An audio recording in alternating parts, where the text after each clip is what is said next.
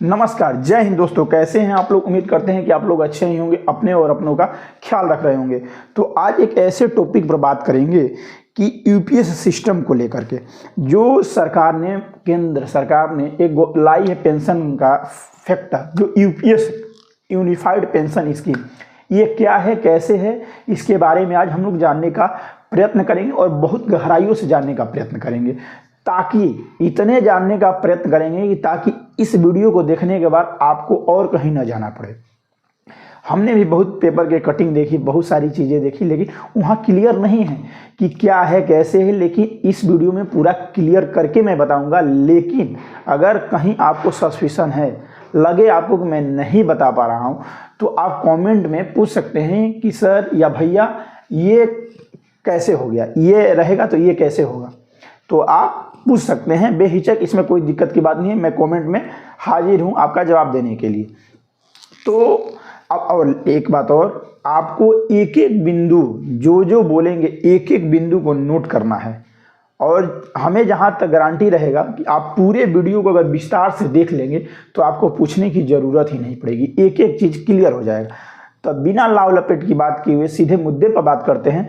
और अगर आपको चैनल अच्छा लगे, ये वीडियो आपको अच्छा लगे तो चैनल को सब्सक्राइब कर दीजिएगा, वीडियो को लाइक कर दीजिएगा। इसी तरह का इस चैनल पर वीडियो मिलता रहेगा। और ये खासकर अभ्यर्थियों के पर्पज से बनाया जा रहा है, ज्ञान के दृष्टि से बनाया जा रहा है। तो जो गवर्नमेंट जॉब में नहीं है, जो अभ्यर्थी हैं, वो भी पूरे देख ले सीरीज को कि कैसे क्या होता है यूपीएस वाला सिस्टम में, क्योंकि आने वाला एग्जाम में पूछ सकता है, क्योंकि आज का बहुत बड़ा मुद्दा बना हुआ है ये।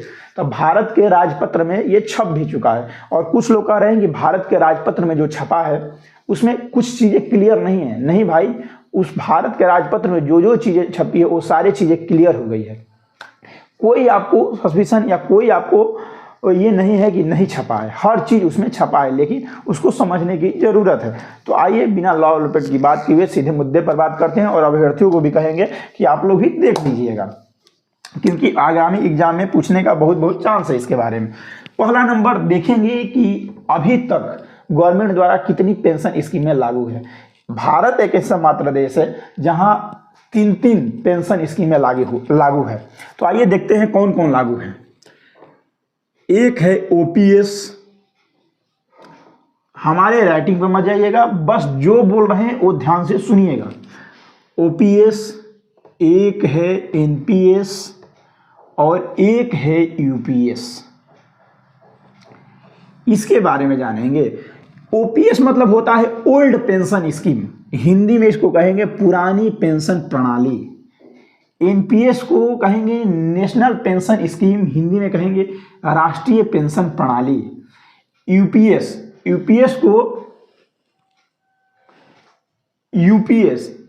को हम यूनिफाइड पेंशन स्कीम, हिंदी में कहेंगे एकीकृत पेंशन प्रणाली। ओपीएस में क्या होता है कि ओपीएस में गवर्नमेंट पेंशन पर, हम पेंशन पर बात कर रहे हैं और किसी चीज पर नहीं, पेंशन पर बात कर रहे हैं। ओपीएस में क्या होता है कि गवर्नमेंट कोई भी पैसा आपके अकाउंट से काटती नहीं है, आपके सैलरी से, आपके वेतन से नहीं काटती है।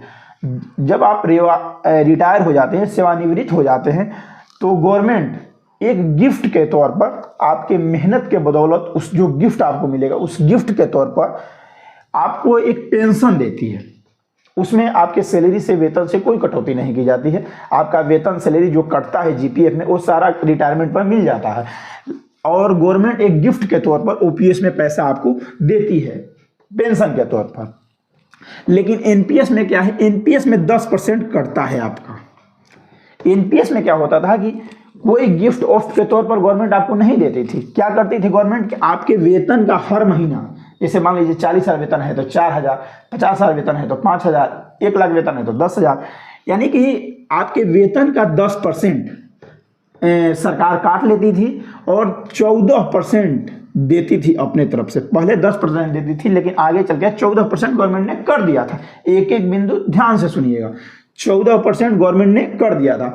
तो गवर्नमेंट क्या करती थी कि हर महीना 10% आपका और 14% गवर्नमेंट मिलाती थी। यानी कहने का अर्थ ये है कि गवर्नमेंट 10% और आपका 10% और गवर्नमेंट का 14% मिला करके ये हर महीना काटते काटते काटते काटते आपका सेवानिवृत्त जब आप रिटायर होंगे तो एक बड़ी सैलरी बन जाती थी। जब एक बड़ी सैलरी बन जाती थी तो उसका 60% गवर्नमेंट आपको दे देती थी, गवर्नमेंट आपको दे देती थी 60%, और इसका 40%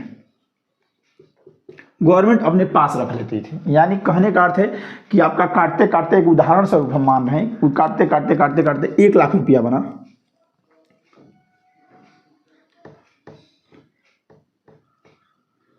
1 लाख रुपया बना तो 60,000 रुपया गवर्नमेंट क्या करते थे कि आपको दे देगी, और 40,000 का आपका पेंशन निर्धारित कर देती। तो पेंशन वहीं बैठता था, पेंशन कितना बैठता था, पेंशन आपका वहीं बैठता था कितना, वहीं 2,000 3,000 5,000 ऐसे करके आपका पेंशन बैठता था। बोर्ड कहाँ गया भाई, मिटाने वाला। तो आपका ऐसे करके पेंशन बैठता था। यूपीएस में क्या है, यूपीएस में यूनिफाइड पेंशन स्कीम है। इसमें क्या होता है कि 10% तो आपका कटेगा, 10% आपका कटेगा, 10% आपका कटेगा, लेकिन क्या होगा कि ये गवर्नमेंट क्या करेगी कि 10% हर महीने 10% आपका काटेगी। तो इसमें गवर्नमेंट क्या करेगी कि 2 कार्पस बनाएगी, 2 ग्रुप बनाएगी। एक तो आपका 10% कटेगा और गवर्नमेंट 10% देगी।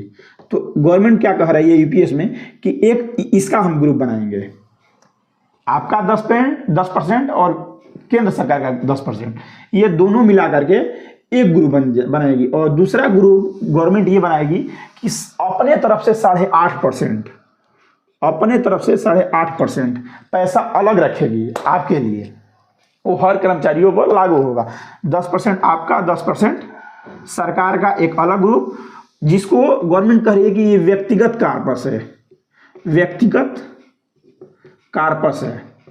गवर्नमेंट क्या करिए कि इसको व्यक्तिगत कार्पस का नाम दे रहे हैं। यानी 10% आपका, 10% गवर्नमेंट वाले को जो ग्रुप बनेगा, जो अलग करेगी गवर्नमेंट, उसको नाम व्यक्तिगत कार्पस दे रही है। और जो अपने तरफ से 8.5% गवर्नमेंट रखेगी एक दूसरे ग्रुप में, दूसरे खाते में, उसका नाम गवर्नमेंट दे रही है पूल कार्पस, पूल कार्पस, इसका नाम पूल कार्पस रख रही है। तो गवर्नमेंट क्या कह रही है कि आपके वेतन से हम हर महीना 10% काटेंगे, और आपको जो जो ओपीएस में फैसिलिटी है, ध्यान से सुनिएगा, जो जो ओपीएस में फैसिलिटी है वो सारी फैसिलिटी आपको देंगे। इसमें डीए मिलता था, महंगाई भत्ता, लेकिन इसमें महंगाई राहत देगी गवर्नमेंट। लेकिन गवर्नमेंट ने यह भी कहा है कि ये नहीं है कि यूपीएस में जो कर्मचारी है उनको ही महंगाई राहत देंगे, अब जो सेवा में है कर्मचारी उन पर भी महंगाई राहत की प्रक्रिया लागू हो जाएगी। महंगाई भत्ता नहीं लागू होगा, महंगाई राहत उन पर भी लागू होगी जो सेवा में रहेंगे। तो कहने का अर्थ है कि गवर्नमेंट कुल मिलाकर यही कह रही है कि आपके वेतन से हम 10% काटेंगे और ये पैसा आपको देंगे, नहीं देंगे तो बहुत कम अमाउंट देंगे, उसका 10% देंगे, और ओपीएस के सारे फैसिलिटी आपको देंगे, लेकिन कुछ शर्तों के अनुसार। अब देखते हैं कि वो शर्तें क्या क्या हैं, वो शर्तें क्या क्या हैं। यूपीएस पर चर्चा करेंगे। यूनिफाइड पेंशन स्कीम, एकीकृत पेंशन प्रणाली। इसमें गवर्नमेंट ये कह रही है कि पहला नंबर तो आपका 25 साल नौकरी होनी चाहिए, 25 वर्ष नौकरी होना चाहिए। गवर्नमेंट क्या कह रही है कि इसमें आपको 25 वर्ष नौकरी होना ही होना चाहिए। अगर इस स्कीम का फायदा आपको लेना है, इस पेंशन प्रणाली है, तो 25 वर्ष आपका एज होना चाहिए, नौकरी होनी चाहिए।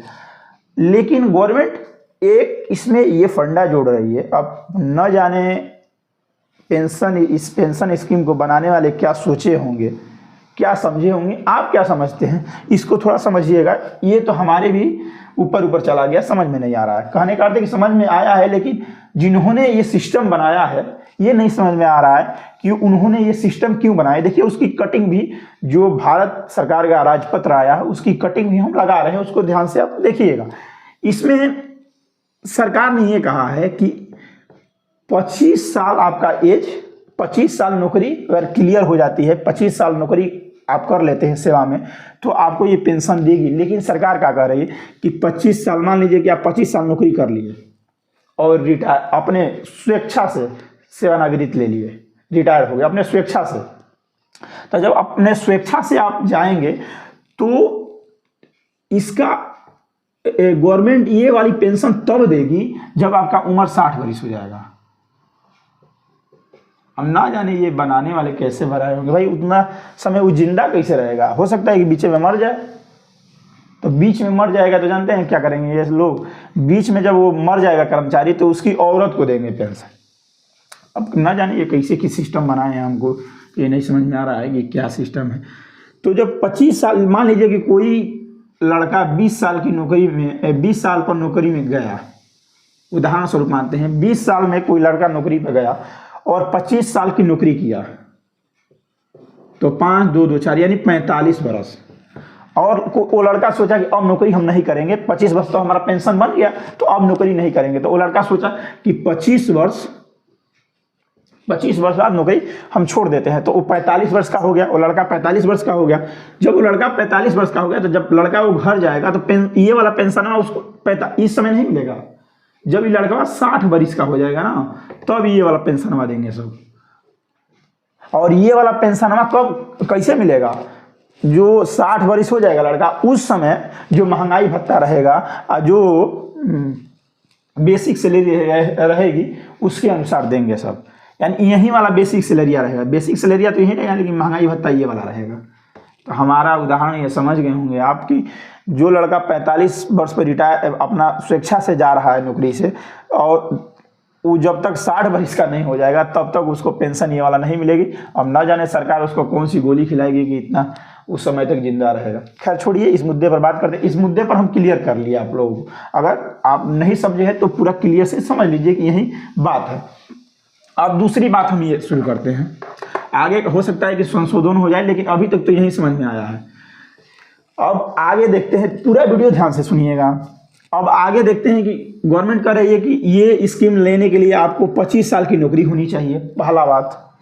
दूसरा बात, हर महीना आपका 10% कटना चाहिए 25 साल तक, बीच में कुछ भी गैप नहीं होनी चाहिए। तीसरी बात गवर्नमेंट कह रही है कि आप एनपीएस से कुछ पैसा निकालिए मत, एनपीएस से कोई भी पैसा आप नहीं निकालेंगे, कोई पैसा नहीं निकालेंगे। तो पूरा लाभ, इसका पूरा लाभ अगर लेना है आपको, नहीं निकालेंगे। अगर इसका यूपीएस का आपको पूरा लाभ लेना है तो पहला नंबर आपका 25 साल की नौकरी होनी चाहिए, 10% आपका कटता रहना चाहिए, 25 साल तक बीच में कुछ भी गैप नहीं होना चाहिए, और कोई पैसा नहीं निकालेंगे आप उसमें से। और आप डिफॉल्ट पैटर्न, ये कह रहे हैं कि एक डिफॉल्ट पैटर्न, आप डिफॉल्ट पैटर्न को चुनेंगे। यानी डिफॉल्ट पैटर्न कहने का अर्थ ये है गवर्नमेंट का कि जो आपका 10% कटेगा और गवर्नमेंट जो 10% लगाएगी, ये क्या करेगी गवर्नमेंट की मार्केट में, शेयर मार्केट में लगा देगी। तो कोई एसबीआई में लगा देगा, तो कोई एलआईसी में लगा देगा। तो गवर्नमेंट क्या कह रही है, गवर्नमेंट कह रही है कि आप जब लगाएंगे ना, जब आप लगाएंगे तो जिस अनुसार पैसा कम होगा उसी अनुसार यूपीएस में आपका पेंशन हम कम देंगे। लेकिन हम लगाएंगे जब हम पर आप छोड़ देंगे, सरकार पर छोड़ देंगे कि भैया आप नहीं लगाइए, हमारा 10% काटते रहिए, आप लगाइए, हमको नहीं समझ में आता है कि हम कहाँ लगाएं। तो जब गवर्नमेंट लगाएगी उसी को कह रही है गवर्नमेंट की डिफॉल्ट पैटर्न होना चाहिए। गवर्नमेंट कह रही है कि डिफॉल्ट पैटर्न यानी गवर्नमेंट लगाएगी, इसको आप छेड़छाड़ मत करिए। अगर 25 साल का एज हो, 10% आपका कट रहा है, 25 साल तक कोई बीच में गैप नहीं है और कोई पैसा नहीं निकाले हैं आप उस एनपीएस में से, और डिफॉल्ट पैटर्न उस पर लागू है। यानी कहने का अर्थ है कि ये जो पैसा 10% कट रहा है, 10% सरकार दे रही है, जो व्यक्तिगत कार्पस कहा जा रहा है, वो गवर्नमेंट खुद अपने हिसाब से, अपने दिमाग से, अपने माइंड से कहीं शेयर बाजार में लगाएंगी, आप नहीं लगाएंगे। तो उसी को डिफॉल्ट पैटर्न कहते हैं। यानी कि वो कर्मचारी डिफॉल्ट पैटर्न को चुना हो, डिफॉल्ट पैटर्न को चुना हो। और पांचवा क्वेश्चन ये है कि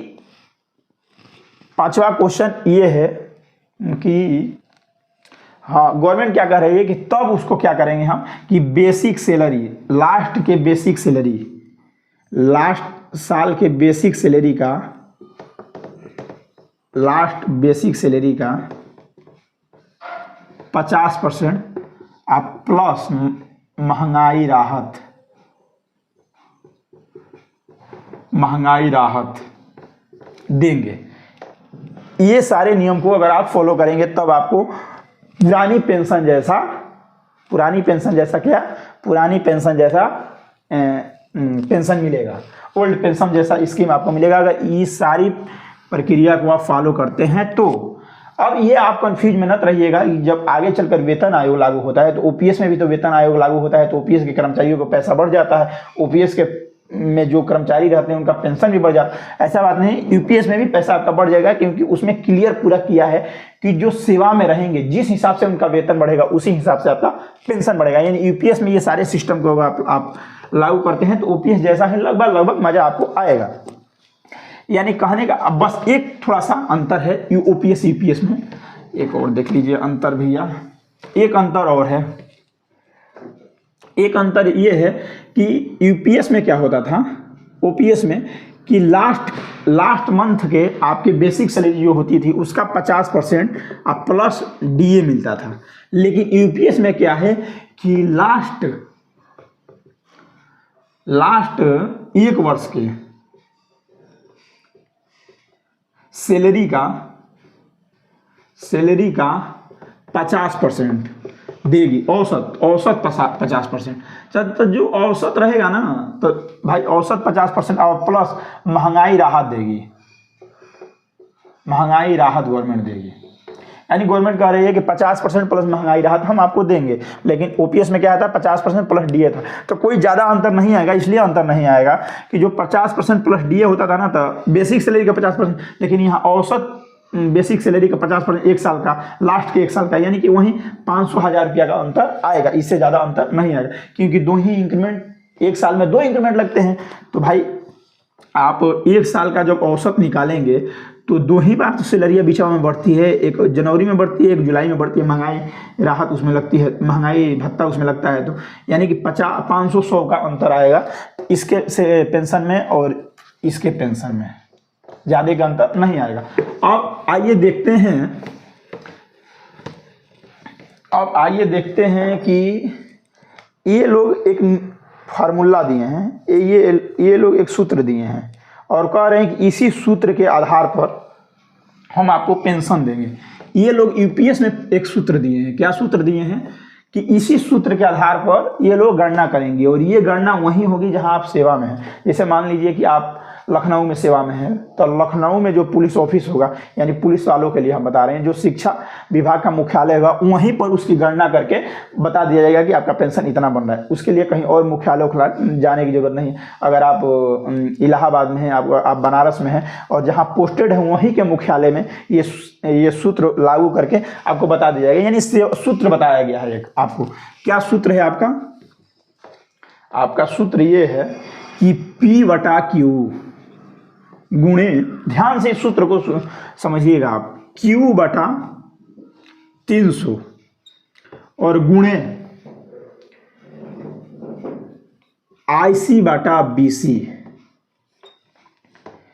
गवर्नमेंट कह रही है कि हम इसी के आधार पर आपको पेंशन देंगे, यही सूत्र है। यानी जहां जब आप रिटायर होंगे तो वहीं के मुख्यालय में, जिस जिले के मुख्यालय में आप रहेंगे उसी जिले के मुख्यालय में इसी सूत्र के अनुसार बाबू क्या करेंगे कि आपकी सैलरी को रख देंगे और जो आपका पेंशन निकलेगा वहीं पेंशन आपका निर्धारित हो जाएगा, वहीं मेन मुख्यालय ब्रांच में भेज दिया जाएगा। यानी कहने का अर्थ ये है कि पहले इसको हम समझे कि ये क्या है। वीडियो थोड़ा बड़ा होगा, ये मानते हैं वीडियो थोड़ा बड़ा होगा, लेकिन आपको एक एक बिंदु पर भी हम समझा देंगे।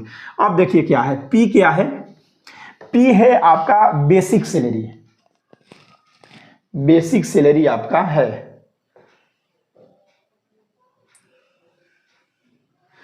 पी आपकी बेसिक सैलरी है। क्यू क्या है, क्यू है 25 साल, ये मंथ में उसको कन्वर्ट कर दिया है। 25 गुणे जब आप 12 करेंगे तो 300 आएगा, 25 गुणे 12 जब आप करेंगे तो 300 आएगा। यानी 25 साल को ये 12 से गुणा करके मंथ में बदल दिया है, ठीक। तो क्यू क्या है, ये क्यू मंथ है, यानी जितना मंथ, जितना महीना आप नौकरी करेंगे। आईसी क्या है, आपका व्यक्तिगत कार्पस है, यानी जो 10% आप कटवा रहे हैं और गवर्नमेंट 10% ला रही है, वो वाला ग्रुप है, वो वाला अकाउंट है आईसी। और बीसी भी वही है, लेकिन बीसी यह है कि जितना आपको जमा करना चाहिए, जितना आपको जमा करना चाहिए,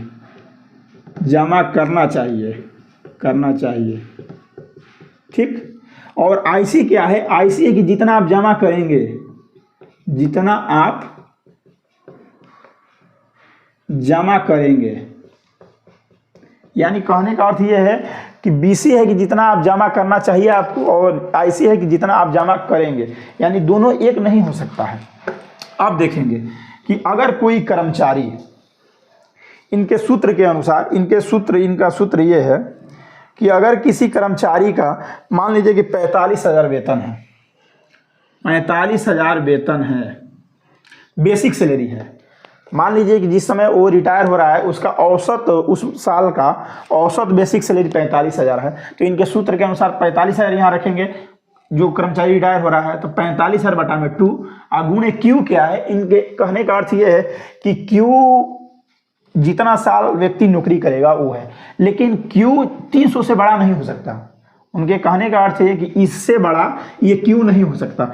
यानी कहने का अर्थ है कि अगर कोई कर्मचारी 25 साल के 25 साल नौकरी कर लेता है तो 25 साल, ये महीना है, क्यू महीना है, तो 25 साल आप नौकरी कर लेते हैं, 25 गुणे 12 कर दीजिए, यानी 300 आएगा। तो 300 महीना नौकरी करता है कर्मचारी, बटा में 300। और वो कर्मचारी जब 25 साल नौकरी करता है तो उसको, अगर उसको मान लीजिए 50 लाख जमा करता है वो,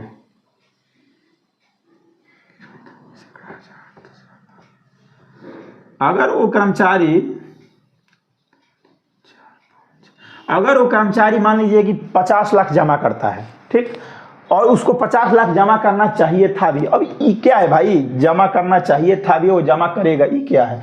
तो ये है कि अगर मान लीजिए 25 साल तक आप जमा कर रहे हैं 10% हर महीने, आप किसी साल आप जमा नहीं किए, मान लीजिए 1 साल जमा नहीं किया आप, अगर 5-5 हज़ार रुपया आप हर महीना जमा कर रहे हैं और किसी साल आप जमा नहीं किए, तो मान लीजिए कि गुणे 12 करना पड़ेगा ना। एक महीना का अगर 50,000 आपकी सैलरी है तो 5,000 गायब हो जाएगा, यानी कि 12 5 60 और 3 को 0, 1 2 3 इकाई दहाई सैकड़ा हजार 10,000 60,000।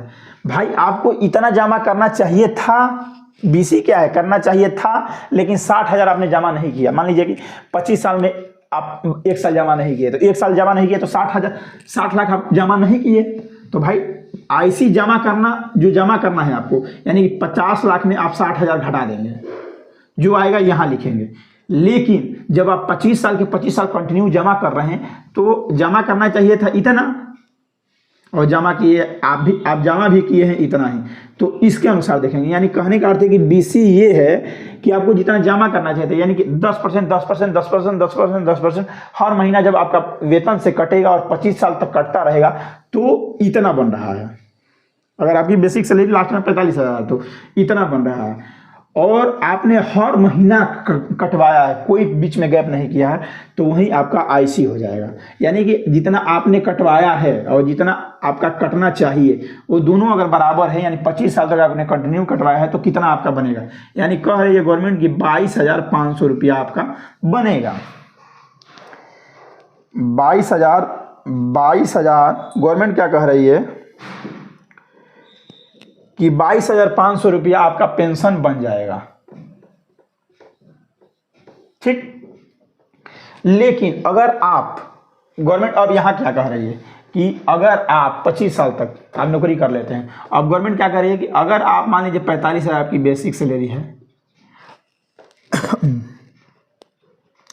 अगर आप 15 साल नौकरी किए, 25 साल नौकरी नहीं किए हैं, तो 15 साल जब आप नौकरी किए हैं तो भाई क्यू क्या है, महीनों की संख्या, यानी कि 15 गुणे 25, यानी कितना हो गया, 15 गुणे 25 180 महीना, 180 महीना हो गया, तो यानी गुणे 180 बटा में 300 इनके सूत्र के अनुसार। आईसी क्या है, जितना आपको जमा करना चाहिए था, यानी आपको जमा करना चाहिए था कितना भाई, बीसी, तो आप 15 साल नौकरी किए हैं तो आपको जमा करना कितना चाहिए था, 30 लाख रुपया जमा करना चाहिए था।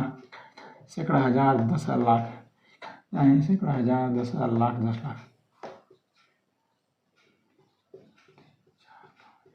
यानी 30 लाख आपको जमा करना चाहिए था, लेकिन आपने 30 लाख ही जमा किया। कहें कि 15 साल की नौकरी पर ले रहे हैं ना, तो भाई हर महीना अगर 10% अगर आप 15 साल तक कटवाते हैं तो आपको जमा करना ही चाहिए था इतना, और आपने हर महीना 15 साल कटवाया है, बीच में कोई गैप नहीं किया है, तो आप जमा भी उतना ही किए हैं। इसका मतलब कि आपको मिलेगा, बस आप नौकरी कम किए हैं, कहने का अर्थ है। यानी नौकरी जब आप कम किए हैं तो आपको मिलेगा 13,500 प्लस महंगाई भत्ता, महंगाई राहत, जो उस समय महंगाई राहत रहेगी वो मिलेगा आपको। ठीक, यानी कहने का अर्थ है कि अगर आप जिस हिसाब से कम नौकरी करेंगे उस हिसाब से आपका पेंशन कम होता जाएगा। सब मिलाकर के यही है। अगर बीच में आप, कहने का अर्थ यह है कि अगर इसका मान बढ़ाएंगे और इसका मान बढ़ाएंगे और इसका मान बढ़ाएंगे तो हम लोग की पेंशन बढ़ जाएगी।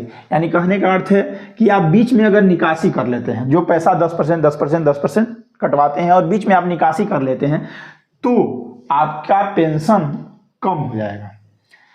और आप कम साल नौकरी करते हैं तभी आपका पेंशन कम हो जाएगा। ये तो ओपीएस में भी सिस्टम था, कोई दिक्कत की बात नहीं। लेकिन अब उदाहरण यहाँ आकर फंस रहा है कि अगर मान लीजिए कोई कर्मचारी 25 साल से ज़्यादा नौकरी करता है, भाई कोई 19 वर्ष में 18 वर्ष में नौकरी पकड़ लेगा तो 25 साल से ज़्यादा नौकरी करेगा ना। पता चलेगा कि वो 40 वर्ष की, कोई कर्मचारी 40 वर्ष की नौकरी करते हैं, कोई 35 वर्ष की नौकरी करता है, तो फिर उसको तो वही मिलेगा ना, वही पेंशन मिलेगा।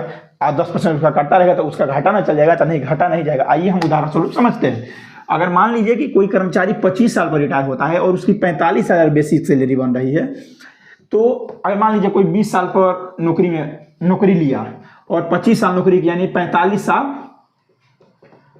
साल में वो रिटायरमेंट ले लिया, तो रिटायरमेंट जब 45 साल में लेगा तो 45 साल में जब वो रिटायरमेंट लेगा और उसकी सैलरी 45 साल जिस समय हो रही है उस समय उसकी 45,000 रुपया है बेसिक सैलरी, तो उसके अनुसार ये फार्मूला सेट हो जाएगा।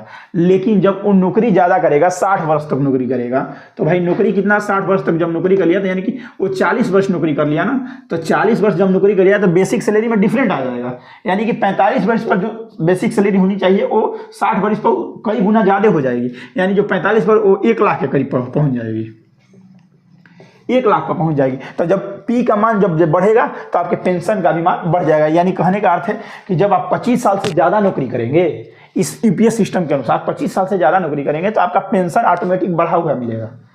ठीक, अब कुछ लोग ये एक और क्वेश्चन आया था मेरे मन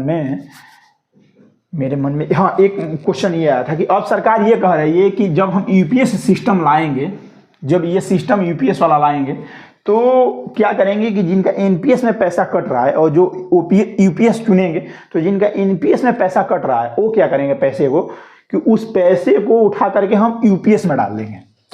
तो भाई यूपीएस में डाल देंगे और हमारी गणना कितने कब से होगी, 1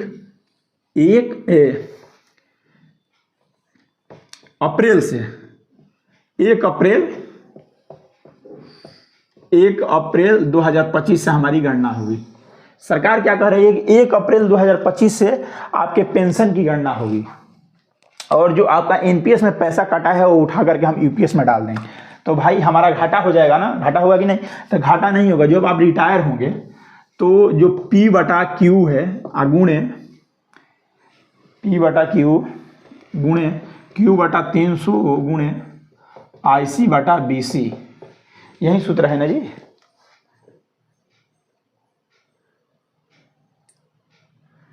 यानी सरकार ये कह रही है कि IC/BC, तो जब आप ये पैसा एनपीएस वाला जो आपका कटा है 3 साल 4 साल, इसको जब सरकार यूपीएस में डालेगी तो इसका मान बढ़ जाएगा। यानी इसका मान बढ़ जाएगा ना, ऑटोमेटिक भाई बढ़ जाएगा। भाई बीसी से आईसी का मान बढ़ जाएगा, इसलिए बढ़ जाएगा कि आप मान लीजिए 1 अप्रैल 2025 से आप 35 वर्ष नौकरी करते हैं, तो 35 वर्ष नौकरी करते हैं तो 35 वर्ष जितना कटना चाहिए था, अगर बीच में आप गैप नहीं करते हैं, 10% कटवाते रहते हैं 35 वर्ष, तो आपका बीसी 35 वर्ष का जुड़ा जाएगा, लेकिन आईसी भी 35 वर्ष का जुड़ा जाएगा। लेकिन ये जो साल भर 2 साल 3 साल से आप एनपीएस का कटवा रहे हैं उसमें इसमें ये जुड़ जाएगा, तो आईसी का मान बढ़ा हुआ मिलेगा। लेकिन जब बीसी से आईसी का मान ज़्यादा हो जाएगा, जब आईसी का मान यानी जो व्यक्तिगत कार्पस है हम लोगों का, बीसी बेंचमार्क कार्पस से ज़्यादा हो जाएगा, तो क्या सरकार करेगी कि इसके बराबर करके, मान लीजिए कि आईसी का मान 55,000 हो गया, 55,000 हो गया, और ये बीसी जो है, बीसी का मान 50,000 है।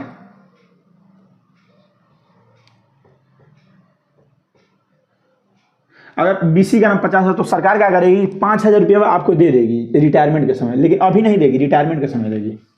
यानी जो अभी आपका एनपीएस अभी तक जो कटा है वो रिटायरमेंट के समय जोड़ करके मिल जाएगा, और आपका लागू 1 अप्रैल 2025 से वो नियम लागू हो जाएगा। ये पूरा बाकायदे भारत के राजपत्र में दिया हुआ है। तो हमें जहाँ तक उम्मीद है कि आप यूपीएस सिस्टम, ओपीएस सिस्टम को जान गए होंगे। बस एक बहुत बड़ी खामियां हमको दिखाई दी जो हम आपको बता भी दिए हैं इस वीडियो में। इसी तरह का वीडियो आप देखने के लिए चैनल को लाइक कर सकते हैं, सब्सक्राइब कर सकते हैं अगर वीडियो आपको अच्छा लगे तो, और चारों तरफ शेयर कर दीजिए। और जो भी वैकेंसी आती हैं गवर्नमेंट द्वारा जो लाया जाता है वो हर उसके बारीकी से बारीकी की चीज़ों को इस चैनल पर बताया जाता है। तो ये वीडियो आपको कैसा लगा कमेंट में ज़रूर बताइएगा, और जो चीज़ हम नहीं बता पाए हैं आपको वो चीज़ आप क्वेश्चन पूछ सकते हैं और कमेंट में हम उसका जवाब देंगे। इसी के साथ इस वीडियो को समाप्त करते हैं। नमस्कार, जय हिंद।